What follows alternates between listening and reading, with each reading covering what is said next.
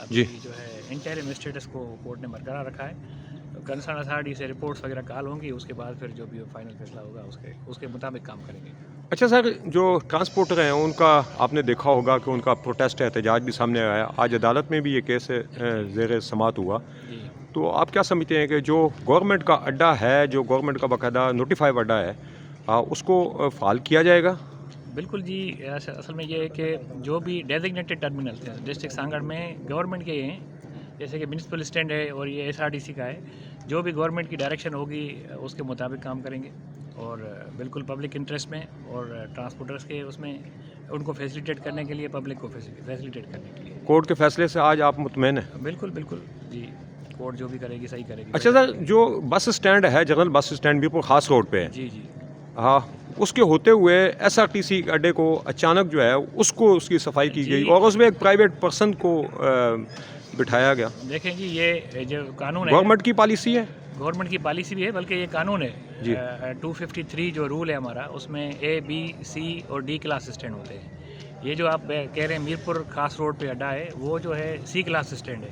G it is managed by municipal authorities and local government department. یہ جو ہے SRTC کا اسٹینڈ ہے, وہ B کلاس اسٹینڈ ہے.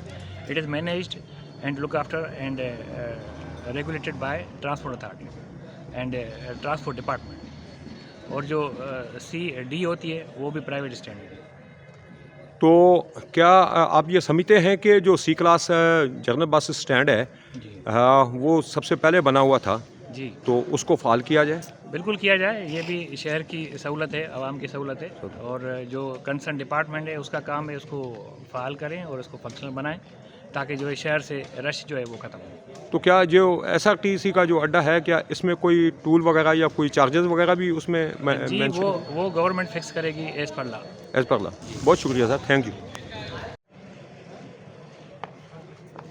سر, کیا ہوا آج SRTC اڈے کا جو مقدمہ چل رہا تھا, جو عدالت میں زیر التوا تھا, آج اس پہ کیا موومنٹ آئی ہے؟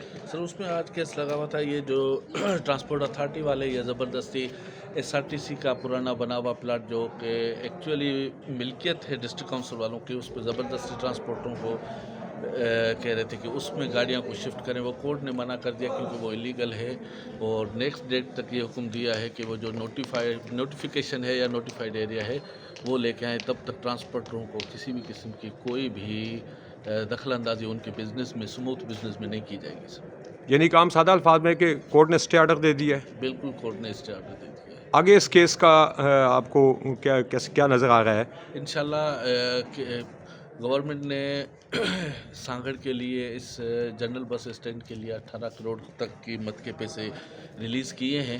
جلد از جلد جنرل بس اسٹینڈ پہ وہ لگائے جائیں گے انشاءاللہ.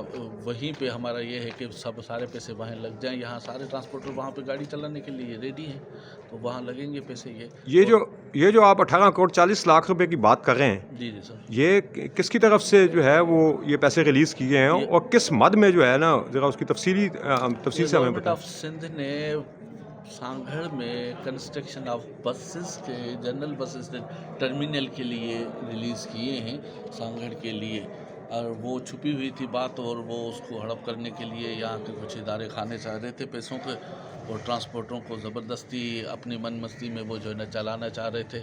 تو لہٰذا ہم نے کورٹ کا دروازہ کھٹکھٹایا ہے, اور کورٹ سے امید ہے کہ یہ پیسے صحیح جگہ پہ انویسٹ کیے جائیں گے جس مقصد کے لیے آئے ہیں. اس کیس میں فریادی کون تھا؟ اس میں جنرل جتنے بھی ٹرانسپورٹر تھے ہمارے لوکل, وہ سب تھے. چلیں ٹھیک ہے, تھینک یو سر, بہت شکریہ.